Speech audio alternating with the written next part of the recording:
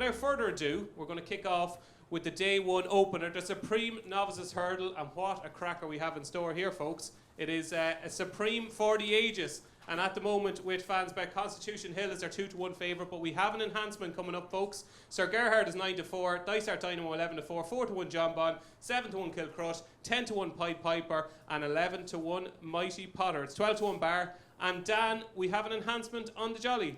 Yep, Constitution Hill, which it seems to be the horse everyone's trying to bash here. Was 2-1, now going to be 3-1.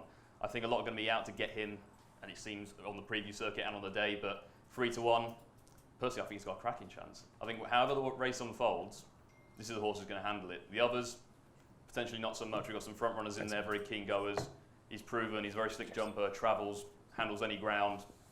I think there's an awful lot to like about him, and I think he's probably getting a bit too much stick. Okay, so interesting. A good enhancement to start tonight, folks. 3-1 with FansBet. So go into bookmakers.co.uk and you'll see the link and you'll be able to get that 3-1 for Constitution Hill and the Supreme. Mikey, we have to come to you here first because nobody in this room, I would say nobody in this world, knows Dysart Dynamo better than Mikey Fogarty. So take it away and tell us all about Dysart Dynamo, please. That mightn't mean too much now. There's plenty of horses I know, but it didn't always work out. Lovely horse, gorgeous horse, bumper horse last year, and obviously ran keen in Punchestown, but still won.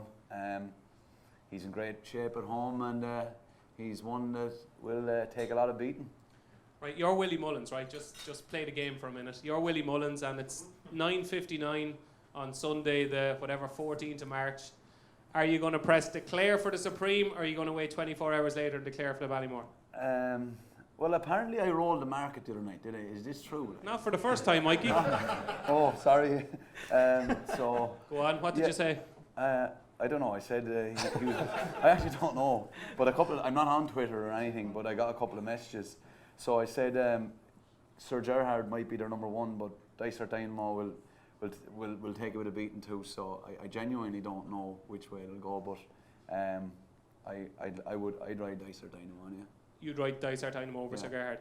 And final question on him. Do you think if he did go for the Ballymore Dysart Dynamo, he'd stay the trip? Oh, yeah, no problem. Yeah, absolutely. Yeah. I'm not as worried about the keenness as people think after Punchestown, no. And what's he like at home? Is he? He's not like that, no. So good man on board at home, though? Sometimes. Depends what way I'm riding. So is it one vote to start tonight for Dysart Dynamo, yeah? Oh yeah, for me, yeah. He's my €100 charity bet. That's it, folks. Thanks for coming along to the race hour. Just in case I need to go to the toilet and do it. Mikey's chat up line. Come on, we're going home. Well, don't knock it. David Mullins, without giving away your charity bet for the night, what do you like in the Ask Supreme? him his take on chat up line.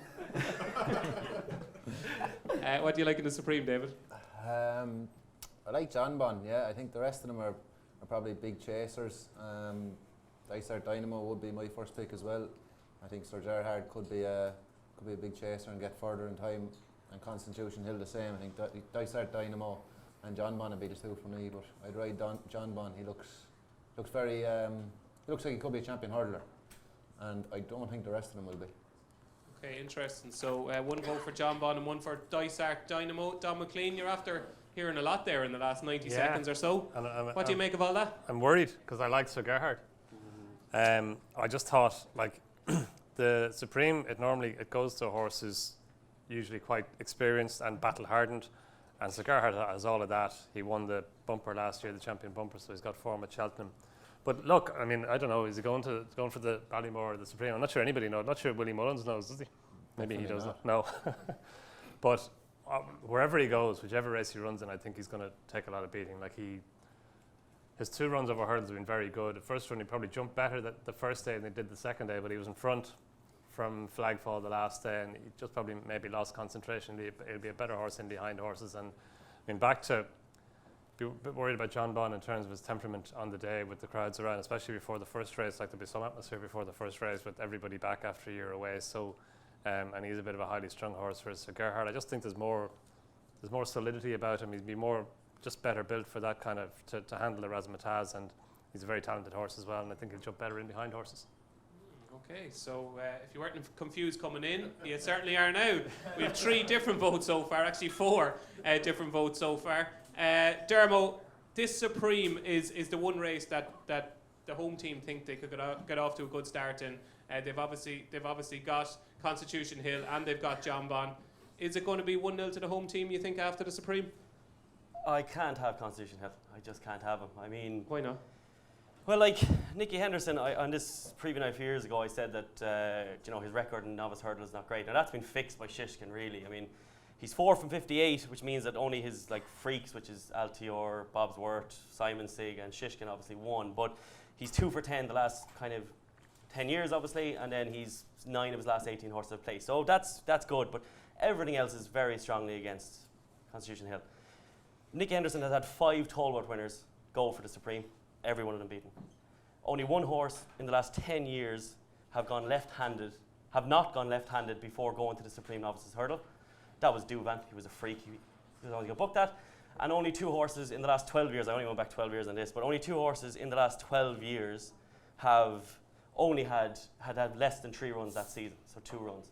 And they are Classical Dream and Duvan. Duvan had 2 runs in France. Classical Dream had 7. So you're looking here at a horse who could be the next. He could be unbelievable, but that's what you're backing at 2-1. You are backing whether this horse is a freak or not, because by the sheer lack of runs that this horse has had, and the lack of experience. When you look at 2011, he kind of reminds me a small bit of Spirit Sun, who I think could have been anything. But when Spirit Sun jumps the last in that Supreme Novices Hurdle, it's his lack of experience that doesn't get him home, and Alfaroff comes over the top of him. Spirit Sun should have won that race, but he just didn't have that. He hadn't learned how to come off the bridle yet. Constitution Hill, his form is really problematic as well. He's only beat Tretois last time, who was last in a bet for a hurdle. Like, all of his form, it's just problematic. He can win, of course. You don't fancy him then, no? At 2-1, no. Fucking hell. No, I hate when intelligent stats spoil my pick. And go on anyway. John Are Bond. you finished, no? Yeah, I'll take that. He's running at Wolverhampton at the minute by the sounds of things. John Bond's good, but again, I'd be worried the same as Don about him coming over the top. Sir Gerhard, his jumping's an issue for me. Dysart Dynamo, as much as I think he's an absolute beast, he hasn't gone left-handed either ever. I'd be concerned about that. So no winner of the Supreme, no? I think Mighty Potter wins it. Oh, be Jesus, right. I think Mighty Potter has, I think that form at Christmas can be rubbish, but 3-Stripe Life on an almighty race behind Sir Gerhard. Now, I know he was beaten quite comfortably in the end. I think Mighty Potter is a few lengths better than him. I think the mistake 3-Stripe Life made got overcome. When you see 2 out, Mighty Potter runs up the arse of the horse in front of him. Mighty Potter, for me, is the horse that is coming home really well. I think he's going to eat the hill. I think he's going to improve for every run. Gordon Elliott back in September, talking to Brian Shearer, your colleague in the Racing Post, said that this was a Supreme horse. They've known this all along. They've given him the exact same path as Abracadabras, who nearly beat Shishkin. Now, I know he got lucky that day, but still. And for me, Mighty Potter is the forgotten piece in this horse. He's a Grade 1 winner. And from an each-way point of view, for a horse that's going to fly up the hill, I think Mighty Potter is just an almighty price. Okay, interesting. So we have 5 different opinions so far and 5 different picks. I suppose you're tipping Kilcroat, are you? Dean, what do you make of the Supreme? Certainly not tipping Kilcroat. No, I'm all over John Bon. I think he's the class act in the race. Not that there isn't huge potential in the other runners, there is, but I think John Bon has it all. Is this touch of majesty about him? You know, I like to talk about horses in terms of chess pieces, PJ, and this is a bishop, I think, or maybe a queen. The horse has everything. What rules he won? He's won points. He's won a bumper. He's slammed. Good risk for all the maiden. That Kennelgate Ascot was proper race, I thought. And then he got cribbed for winning at Haydock because people didn't like the way, maybe he didn't win 20 lengths. He didn't need to win 20 lengths. Still was on the bridle coming across the line. It's not that Nicky Henderson hasn't sent a horse that was a bit flighty to Cheltenham before and got the job done. I think they'll get the job done with John Bon. The only thing crazy about John Bon actually is the price in my head.